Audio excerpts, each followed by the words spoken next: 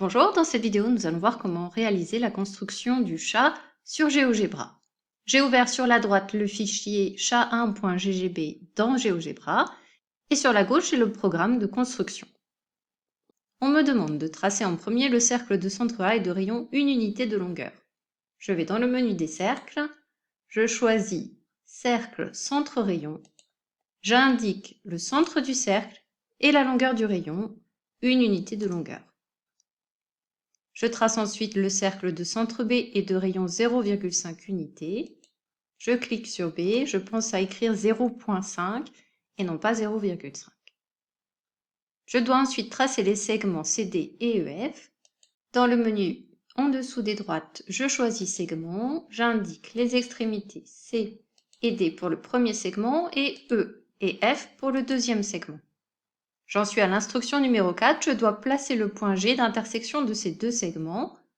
Je vais choisir point, je place le point ici et je vais vérifier avec la flèche que j'ai bien placé le point sur les deux segments. Normalement, il ne doit pas bouger lorsque je passe la souris.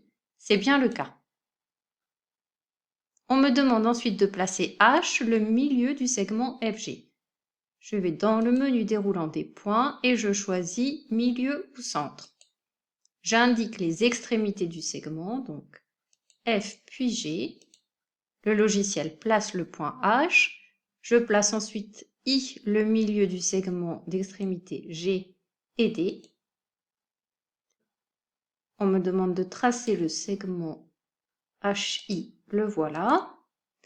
Puis on me demande de tracer le demi-cercle de diamètre HI en cliquant d'abord sur le point I parce que j'aimerais que le demi-cercle soit vers le bas. Dans l'aide, il est écrit que je vais dans le menu des cercles et je clique sur l'icône demi-cercle. Voilà le menu des cercles, l'icône demi-cercle. Si j'oublie de commencer par cliquer sur le point I, voilà ce qui se passe. La bouche va se trouver de l'autre côté. Donc je retourne ici, il suffit de cliquer sur n'importe quelle autre icône du menu. Je reviens sur le demi-cercle et cette fois-ci, je commence par le point I. Je clique sur le point H. Je viens de tracer le demi-cercle demandé. 9. Je dois tracer S, le point d'intersection des droites RQ et PO. Il est possible que tu ne vois pas s'afficher les points R, Q, P et O. Dans ce cas-là, il suffit de cliquer ici avec le bouton gauche et avec la molette de la souris, tu peux zoomer ou dézoomer. À l'aide de cette flèche, tu peux également déplacer la figure à droite et à gauche. Je vais dans le menu des droites et maintenant que j'ai l'affichage de tous mes points, je vais tracer la droite qui passe par les points R et Q et celle qui passe par les points P et O en cliquant bien sur chacun des deux points. Je place le point S à l'intersection de ces deux droites, puis on me demande de tracer les segments KS et SL.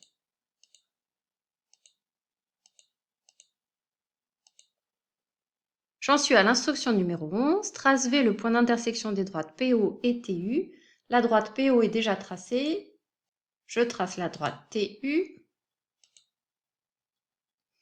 On me demande d'appeler V le point d'intersection de ces deux droites et de tracer les segments NV et VJ.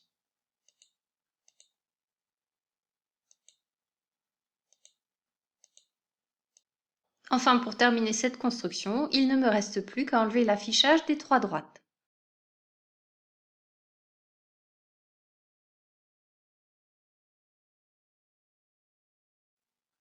Ma construction est terminée. À bientôt!